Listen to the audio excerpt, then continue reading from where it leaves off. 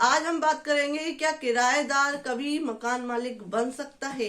Rent agreement और rent की जो रसीद है वो कितनी जरूरी है लेना या देना।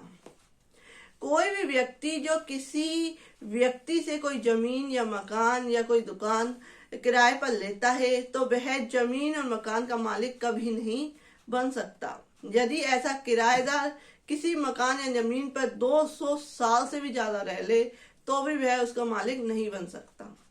कानून में स्पष्ट किया है कि किराएदार के पास किसी मकान या जमीन पर रहकर उसके उपभोग मीन्स उसका यूज करने का अधिकार होता है, पर उसका मालिकाना हक नहीं होता है। मालिकाना हक उसी व्यक्ति को होता है जिसने उसके पास प्रारंभ से ही है या जिसने उसे खरीदा है या उसे दान में मिली है। इस तरीके से ही मालिकाना हक मिलता है।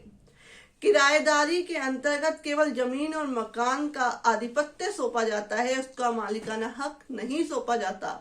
इसलिए यह स्थापित नियम है कि कोई भी किराएदार कभी भी किसी संपत्ति का मालिक नहीं हो सकता। अब प्रश्न आता है कि रेंट एग्रीमेंट और रेंट रिसिप्ट जरूरी है कि नहीं। किराएदारी मामले में देखा जाता है कि किराए का अनुबंध यानी कि रेंट एग्रीमेंट या किराए की रसीद को लेकर मकान मालिक और किराएदार सतर्क नहीं होते हैं। मकान मालिक भी अपना किरायानामा रेंट एग्रीमेंट बनवाते हैं और किराएदार भी इस पर जोर नहीं देते, जबकि यह बहुत खतरनाक है। किसी भी संपत्ति को किराए पर देने से पहले उस संपत्ति का रेंट एग्रीमेंट बनवाया जाता है या बनवाया जाना चाहिए और हर महीने किसी किराए की वसूली के लिए मकान मालिक द्वारा इसकी रिसीप्ट भी दी जानी चाहिए, जिसे रेंट रिसिप्ट कहा जाता है। इस प्रकार यह रसीद एक सबूत के तौर पर रिकॉर्ड में रहती है और जब भी कभी किराएदारी को साबित करने की जरूरत पड़ती है कोर्ट में तो यह रसीद काम आती है।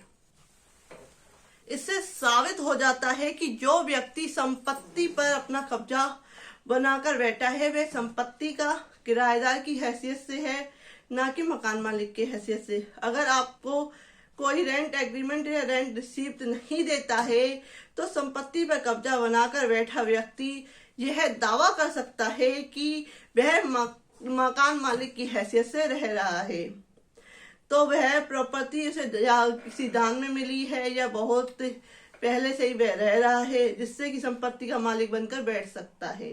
तो इसलिए रेंट एग्रीमेंट और रेंट रिसिप्ट लाना जरूरी होता है। इन समस्याओं से बचने के लिए रेंट एग्रीमेंट और किराए की रसीद आवश्यक रूप से बनवाई जाती है और यह जरूरी भी है, जिससे कानूनी मदद मिलती है और मकान मालिक और किराएदार के कानूनी अधिकार सुरक्षित हो जाते हैं। किसी भी प्रॉपर्टी का किराएदार तब तक हकदार नहीं है जब तक वह प्रॉपर्टी को खरीद नहीं लेता या वह उसे किसी दान में नहीं मिलती या किसी अन्य तरीके से नहीं मिलती।